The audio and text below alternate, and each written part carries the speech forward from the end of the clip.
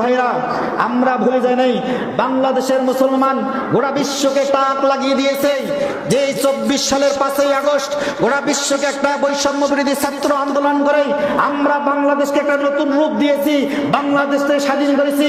এখান থেকে নরেন্দ্র মোদীকে শিক্ষা গ্রহণ করতে হবে। তুমি যদি মুসলমানের উপর আরেকবার আক্রমণ করার চিন্তা ভাবনা করো, এই বাংলাদেশের 24 সালে 5ই আগস্ট যে যুদ্ধ করা হলো, আবারও যদি তুমি এই মুসলমানদের উপর আক্রমণ করো, বাংলার মুসলমান ঘরে বসে থাকবে না। প্রয়োজন হলে এই ভারতের বিরুদ্ধে আমরা আবার যুদ্ধ করার জন্য প্রস্তুতি নেবে। কথা বলেন ঠিক কি না?